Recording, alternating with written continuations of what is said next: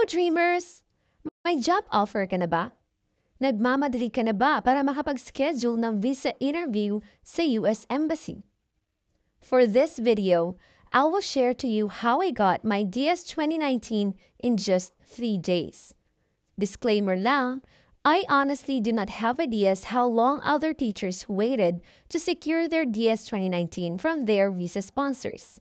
I am just so amazed that I got mine in less than a week, which I really needed last year because I only asked 2 months for my principal to work on my visa. DS 2019 is the key document that every J1 teacher needs to schedule a visa interview. This document has all the specific and significant information of your cultural exchange program in the United States of America. How did I do it? When I got my job offer, I immediately sent an email to my visa sponsor, Alliance Abroad Group. They created my profile in their system. And in that profile, I need to upload more than 15 documents and sign some agreements, which I think ay gagawin nyo rin kahit sa ibang visa sponsor. Kudos to my visa sponsor. Mas napadali ang papunta ko dito sa Amerika. What made me quickly accomplish those ay dahil ready na lahat ng credentials, service record, certificate of employment at ibang documents ko bago ko pa natanggap ang job offer. Kaya, 2 araw ko lang ata natapos lahat ng pag-a-upload at pagpirma.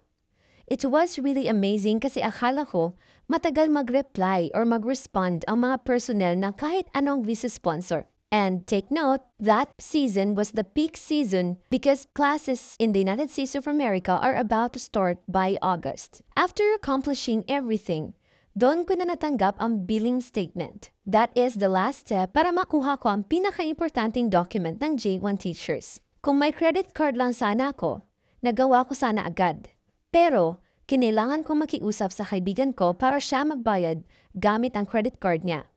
After it went through, hindi umabot ng 24 hours ay natanggap ko sa Gmail ko and my profile ang DS 2019. At that moment, hindi ko talaga ma-explain how happy and grateful I was kasi hindi ako makapaniwala na ang bilis. What's in my mind, makuha ko lang si DS 2019 for visa interview na talaga ako. At yung visa sponsor ko, kaya nilang ipa-expedite yung interview schedule. The key there is prepare all necessary documents while applying. Kasi kapag na-hit mo si job offer, tuloy-tuloy na yan. Have a research kung ano ba ang dapat ihanda. Kahit hindi pa naman sure ang job offer, it's not wrong to just take that risk to prepare everything lalo pat desidido ka nang makapag-Amerika. That, I'm sure, is a calculated risk. Don't forget to subscribe. Bye!